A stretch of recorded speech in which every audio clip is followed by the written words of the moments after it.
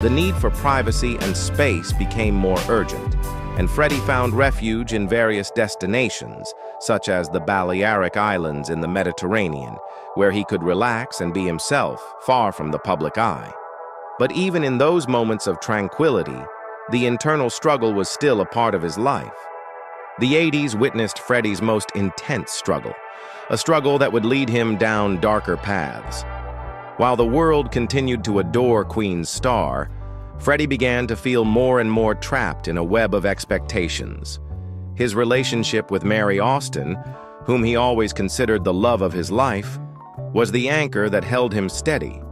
But his struggle with his sexual identity, the pressure from the media, and the loneliness he felt in his private life made him seek answers through more personal journeys.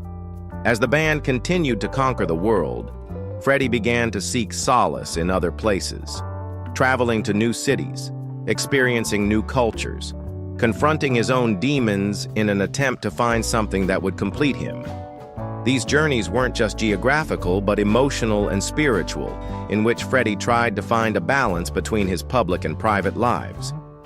Queen's fame had reached astronomical levels, but within Freddie there was a sense of emptiness, of confusion, that only his private trips and closest relationships could soothe. In the 1980s, the world began to learn of the dark nuances of a disease that, by then, was still a mystery: AIDS. Freddie Mercury, like many other public figures, wasn't exempt from this nightmare. At first, the world knew nothing about his diagnosis, and he chose to keep it a secret.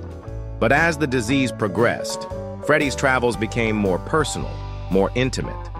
During this time, the singer frequently traveled in search of treatments, solutions, and hope. But more than any other journey, this was the hardest one. Traveling into the unknown, facing a terminal illness without knowing what the future held, was perhaps the most painful and transformative journey of his life. Despite his struggle, Freddie never stopped working, creating, moving forward with Queen. But inside, he knew time was running out. In his final days, Freddie Mercury's travels became fewer. He could no longer escape so easily, and his life had become an introspective search for peace.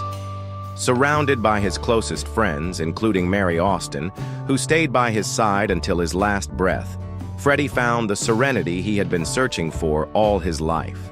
He had traveled the world, touched the stars, but in the end, his greatest journey was one of acceptance, of understanding who he really was and how, despite everything, he had left an eternal mark on humanity. Freddie Mercury passed away on November 24, 1991, but his legacy lives on. Today, his story is not only that of an extraordinary singer, but of a man who, through his internal and external journeys, managed to be truly himself, regardless of what the world expected of him. The hidden story of Freddie Mercury's journey is a testament to personal struggle, the desire for freedom, and the courage to live authentically despite the adversities. Freddie Mercury's life was a journey that many did not understand at the time, but now, with time, we can see that his true greatness lay not only in his music, but in how he navigated the turbulent waters of life.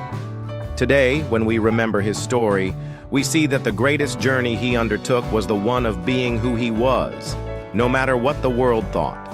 And that is a journey that will never stop inspiring us. Don't forget, subscribe and leave us your opinion in the comments.